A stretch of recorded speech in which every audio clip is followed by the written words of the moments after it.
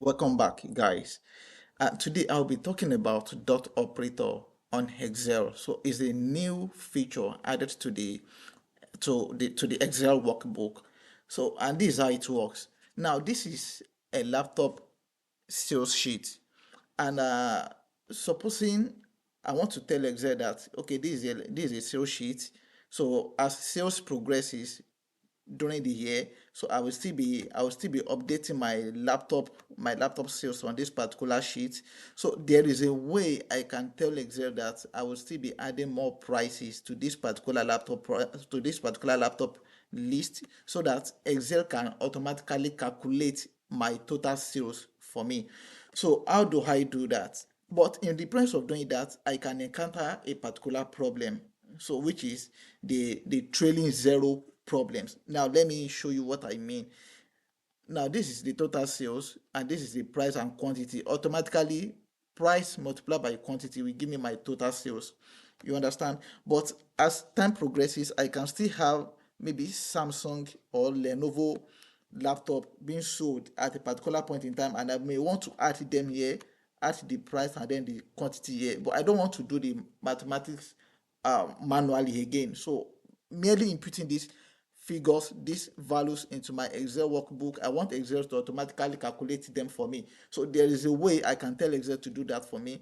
So I will just come here to my total sales, type equals to, then come here and highlight my distance to here, then multiply by this one, stop here.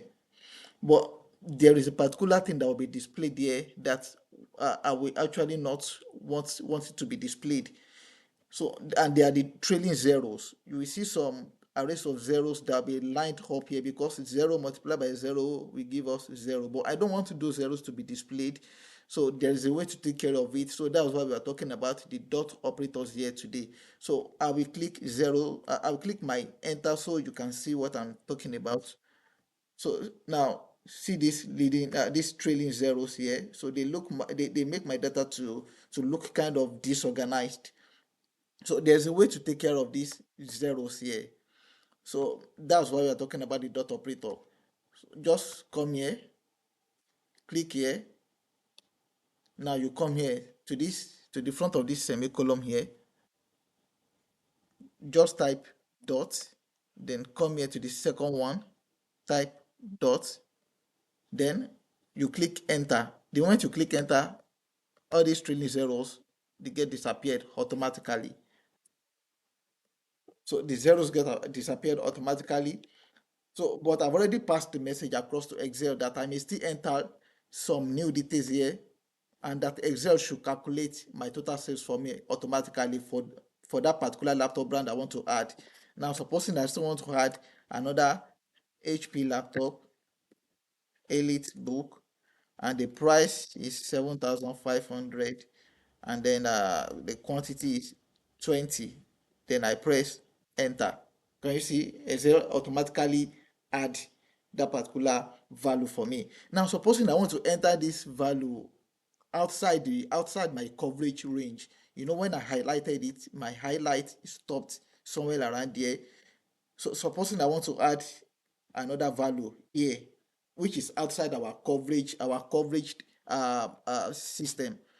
So you will see what's going to happen. Samsung, I want to add Samsung, maybe Samsung Galaxy, yes, and the price maybe 6,000, quantity 13. The moment I press enter, nothing will happen because it's outside our coverage range. Our coverage range stops here.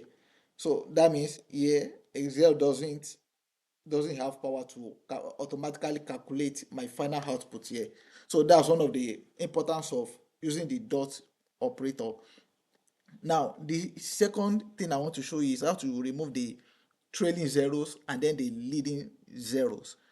So I will show you a case whereby a trailing and then the leading zeros can occur concurrently. So let's go to the second page. Supposing I want to have this particular laptop brand on my second page here, so that anything I do to this particular column here will automatically appear on this second sheet. Now let me show you what I actually mean. So I will type my equals to here, then go to this sheet, then supposing I mistakenly copy this column from here then to here, and the reason why I'm highlighting it to this particular place is because I still want to add more laptop brand. So then I'll press my enter. So as you can see, I'm having some zeros here, which are the leading zeros, and then I'm having some trailing zeros here. So and it makes this particular sheet looks somehow disorganized. I don't want something like this. So my dot operator can actually take care of this. So instead of removing only the trailing zeros, just like what we did here the other time, I can remove both the leading zeros and then the trailing zeros all together. So how am I going to do it? I will click here and then come to my formula bar here. So in front of this semicolon, I'll put a dot. So that first dot takes care of the trailing zeros. Then for this for the other three zeros at the top here, I will come to the back of this semicolon, put another dot, and then press enter. So those two dots took care of my leading zeros and then the trailing zeros. So now I have a perfect output. So anything I input here will automatically appear on the other page. Samsung, Lenovo. So as you can see, so that's one of the importance of using dot the dot operator, which is a new feature on the Excel workbook. So thank you so much, guys. I'll be seeing you in the next round of videos. Thank you.